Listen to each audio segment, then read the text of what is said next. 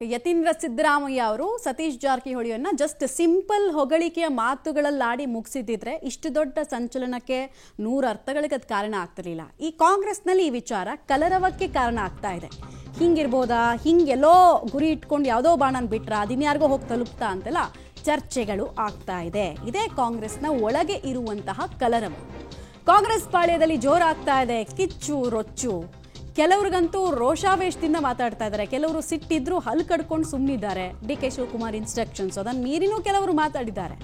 ಪಕ್ಷದ ಶಿಸ್ತು ಉಲ್ಲಂಘಿಸಿದ ಯತೀಂದ್ರ ವಿರುದ್ಧ ಕೂಡ ಕ್ರಮಕ್ಕೆ ಒತ್ತಾಯಿಸ್ತಾ ಇದ್ದಾರೆ.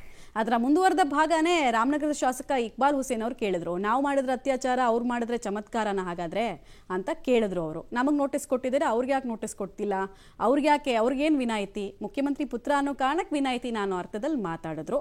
ರೂಲ್ಸ್ ಅಂದಮೇಲೆ ಅವರು KPCC ಅಂಡ್ರಲ್ಲಿ ಬರ್ತಾರೆ, ಅಂದಮೇಲೆ ಅವ್ರಿಗೆ ಯಾವಾಗ ನೋಟಿಸ್ ಅರಿವಾಗುತ್ತೆ ಅನ್ನೋದು ಇವ್ರದೆಲ್ಲ ಪ್ರಶ್ನೆ. ಅಲ್ಲ, ಸಹಜವಾಗಿ ಈಗ ಈ ಹಿಂದೆ ಡಿ.ಕೆ. ಶಿವಕುಮಾರ್ ಪರವಾಗಿ ಮಾತನಾಡಿದವರು ನೋಟಿಸ್ ಕೊಟ್ಟಿದ್ರು, ಮಾಗಡಿ ಬಾಲಕೃಷ್ಣನ್ ಕೊಟ್ಟಿದ್ರು, ಇಕ್ಬಾಲ್ ಹುಸೇನ್ ಅವರು ಕೊಟ್ಟಿದ್ರು. ಈಗ ಪಕ್ಷದ ಶಿಸ್ತು ಉಲ್ಲಂಘಿಸಿದ್ದಾರೆ ಯತೀಂದ್ರ ಸಿದ್ದರಾಮಯ್ಯ, ಅವ್ರಿಗೆ ಯಾಕಿಲ್ಲ ಡಿ.ಕೆ. ಶಿವಣ್ಣದವರೇ ಕೇಳ್ತಾ ಇದ್ದಾರೆ. ಆದರೆ ಡಿ.ಕೆ. ಶಿವಕುಮಾರ್ ಲೆಕ್ಕಾಚಾರನೇ ಬೇರೆ. ಎಲ್ರಿಗೂ ಒಂದೇ ನ್ಯಾಯ ಇರಲಿ ಅನ್ನೋದು ಡಿ.ಕೆ. ಶಿವಕುಮಾರ್ ಬಣದ ವಾದ. ಯತೀಂದ್ರ ವಿರುದ್ಧವೂ ಕ್ರಮಕ್ಕೆ ಡಿ.ಕೆ. ಶಿ ಬಣ ಡಿಮಾಂಡ್ ಅನ್ನು ಇಡ್ತಾ ಇದೆ.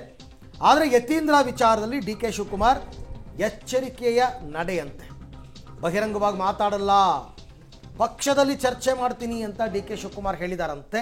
ಬಟ್ KPCC ಅಧ್ಯಕ್ಷರಾಗಿದ್ದಂಥವ್ರಿಗೆ, ಇವನ್ ಯತೀಂದ್ರ ಸಿದ್ದರಾಮಯ್ಯ ಕೂಡ ಕಾಂಗ್ರೆಸ್ನಿಂದ ಆಯ್ಕೆಯಾಗಿರೋ ಪರಿಷತ್ ಸದಸ್ಯರೇ, ಅವರು ಇವ್ರ ಅಡಿಯಲ್ಲೇ ಬರ್ತಾರೆ, ಕ್ರಮ ತಗೋಬಹುದಾಗಿತ್ತು. ಬಟ್ ಯಾಕೆ ಸಿದ್ದರಾಮಯ್ಯನವ್ರ ಮಗ ಅನ್ನೋ ಒಂದೇ ಒಂದು ಕಾರಣಕ್ಕ ಬೇರೆಯವ್ರ ಸಿಟ್ಟು ಕಾರಣ ಆಗುತ್ತಿದ್ದು. ಪ್ರಾಯಶಃ ಡಾಕ್ಟರ್ ಯತೀಂದ್ರ ಅವರು ಈ ರೀತಿ ಹೇಳಿಕೆಗಳನ್ನು ಕೊಡಬೇಡ್ದು. ಒಂದು ದೊಡ್ಡ ಸ್ಥಾನದಲ್ಲಿ ತಾವೆಲ್ಲರೂ ಕೂಡ, ಒಂದು ದೊಡ್ಡ ಮಂಥನದಲ್ಲಿ ತಾವೆಲ್ಲರೂ ಕೂಡ ಇದ್ದೀರಿ. ತಾವು ಕೆಳಗಡೆ ಬೀಳೋದು ನಮಗೆಲ್ಲ ಇಷ್ಟ ಇಲ್ಲ. ಒಂದು ಗೌರವಿತವಾಗಿ ತಾವೆಲ್ಲರೂ ಕೂಡ ಹೇಳಿಕೆಯನ್ನು ಕೊಡೋ ಸಂದರ್ಭದಲ್ಲಿ ತಾವು ಹೇಳಬೇಕು. ಇದು ಒಂದು ರೀತಿ ಏನು ಹೇಳ್ತಾರೆ, ಎಳಸು ಅಂತ ಹೇಳ್ತಾರಲ್ಲ, ಆ ರೀತಿ ಸ್ಟೇಟ್ಮೆಂಟ್ ಇದು ಮೈಸೂರು ರಾಜರ ಮನೆ ಅಲ್ಲ. ಇದು ಮೈಸೂರು ರಾಜಮನೆತನದಲ್ಲಿ ಏನಾಗ್ತದೆ, ಅವರಾದ್ಮೇಲೆ ಯಾರು ಇರ್ತಾರೆ, ಮಕ್ಕಳು, ತಂದೆ, ಹಿಂಗೆ ಈ ರೂಟು ಇರ್ತದೆ, ವಂಶ ಪಾರಂಪರ್ಯ. ಇದು ಆ ಥರ ವ್ಯವಸ್ಥೆ ಅಲ್ಲ. ಹೈಕಮಾಂಡ್ ತೀರ್ಮಾನ ಮಾಡ್ತದೆ. ಹೈಕಮಾಂಡು ತೀರ್ಮಾನಕ್ಕೆ ನಾವೆಲ್ಲ ಬದ್ಧರಾಗಿರಬೇಕು. ಮುಂದಿನ ಉತ್ತರಾಧಿಕಾರಿ ಯಾರು, ಮುಂದಿನ ಮುಖ್ಯಮಂತ್ರಿ ಯಾರು ಅನ್ನೋ ವಿಷಯಕ್ಕೆ. ಅದನ್ನೆಲ್ಲ ಈಗೆಲ್ಲ ಯಾರ್ಯಾರು ಏನೇನು ಹೇಳಿಕೆ ಕೊಟ್ಟು ಪಕ್ಷಕ್ಕೆ ಮುಜುಗರ ಆಗೋಂಥದ್ದನ್ನು ಮಾಡಬಾರ್ದು. ಏನಾಗ್ತದೆ, ಅವರೊಬ್ಬರು ಸೀನಿಯರ್ ಲೀಡರ್ ಇದ್ದಾರೆ. ಯತೀಂದ್ರ ಸಿದ್ದರಾಮಯ್ಯ ಒಂದು ಸರಿ MLA ಇದ್ದಾರೆ, ಒಂದು ಸರಿ MLC ಇದ್ದಾರೆ.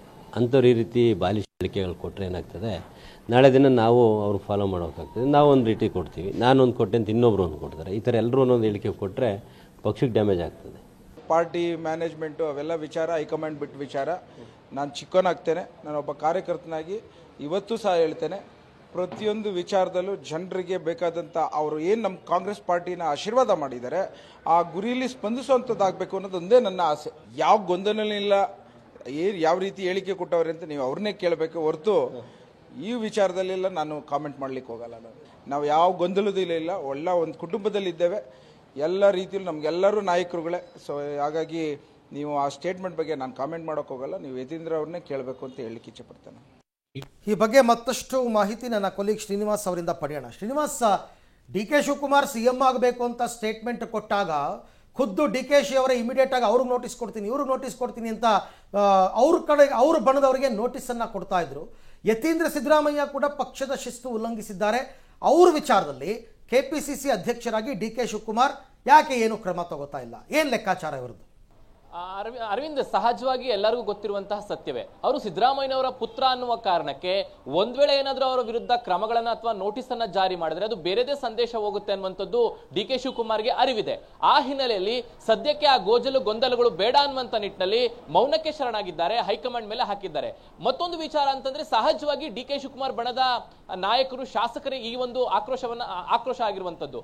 ನಾವು ಮಾತಾಡಿದ್ರೆ, ಒಂದ್ ವೇಳೆ ಡಿ.ಕೆ. ಶಿವಕುಮಾರ್ ಅವರ ಪರ ಮಾತಾಡಿದ್ರೆ ನಮ್ಗೆ ಪಕ್ಷದಿಂದ ನೋಟಿಸ್ ಆಗುತ್ತೆ. ಪದೇ ಪದೇ ಸಿದ್ದರಾಮಯ್ಯವರ ಪುತ್ರರು CM ವಿಚಾರವಾಗಿ ಮಾತನಾಡ್ತಿದ್ದಾರೆ. ಅದು ಒಂದ್ ಬಾರಿ ಅಲ್ಲ, ಅನೇಕ ಬಾರಿ ಈ ರೀತಿಯಾಗಿ ಯತೀಂದ್ರ ಅವರು ಮಾತನಾಡ್ಕೊಂಡು ಬರ್ತಿದ್ದಾರೆ. ಆದ್ರೂ ಕೂಡ ಅವರಿಗೆ ಒಂದು ನೋಟಿಸ್ ಕೊಡುವಂತ ಪ್ರಯತ್ನವನ್ನು ಕೂಡ ಪಕ್ಷ ಮಾಡಿಲ್ಲ ಅನ್ನುವಂಥದ್ದು ಅವರ ಆಕ್ರೋಶ. ಹಾಗಾಗಿನೇ ನಿನ್ನೆ ಅನೇಕ ಜನ ಶಾಸಕರು, ಇಕ್ಬಾಲ್ ಹುಸೇನ್ ಆಗಿರ್ಬೋದು, ರಂಗನಾಥ್ ಆಗಿರ್ಬೋದು, ಶಿವಗಂಗಾ ಆಗಿರ್ಬೋದು, ಇವರೆಲ್ಲರೂ ಕೂಡ ಯತೀಂದ್ರ ಅವರಿಗೆ ನೋಟಿಸ್ ಕೊಡಬೇಕು, ಅವರ ಮೇಲೆ ಕ್ರಮ ಆಗಬೇಕು ಅನ್ನುವಂತ ಒತ್ತಾಯವನ್ನ ಹಾಕ್ತಿದ್ದಾರೆ. ಆಗುತ್ತಾ ಇಲ್ವಾ, ನೋಟಿಸ್ ಕೊಡ್ತಾರಾ ಇಲ್ಲ ಅನ್ನುವಂಥದ್ದು ಡಿಫ್ರೆಂಟ್ ಇಶ್ಯೂ. ಆದ್ರೆ ಸದ್ಯಕ್ಕಂತೂ ಸಿದ್ದರಾಮಯ್ಯನವರ ಮಗನ ವಿಚಾರವಾಗಿ DK ಶಿವಕುಮಾರ್ ಅವರು ಸೈಲೆಂಟ್ ಆಗಿದ್ದಾರೆ ಅಂತ ಹೇಳ್ಬೋದು. ಅರವಿಂದ್. ಓಕೆ, ಥ್ಯಾಂಕ್ ಯು ತಮ್ಮೆಲ್ಲ ಮಾಹಿತಿಗೆ ಶ್ರೀನಿವಾಸ, ಧನ್ಯವಾದ. ಸಿದ್ದರಾಮಯ್ಯನವ್ರ ಮಗ ಅನ್ನೋ ಕಾರಣಕ್ಕೆ ಅವ್ರಿಗೆ ಏನು ಬೇಕಾದರೂ ಮಾಡ್ಬೋದು, ಪಕ್ಷದ ನಿಯಮವನ್ನು ಮೀರಿ ವರ್ತಿಸ್ಬೋದು ಅಂತಕ್ಕಂಥದ್ದು ಒಪ್ಪತಕ್ಕದ್ದಲ್ಲ. ಕ್ರಮ ತಗೊಳ್ಳೋದಕ್ಕೆ DK ಶಿವಕುಮಾರ್ ಅವ್ರು ಯಾಕೆ ಹಿಂದೆ ಮುಂದೆ ನೋಡ್ತಾ ಇದ್ದಾರೆ ಗೊತ್ತಿಲ್ಲ.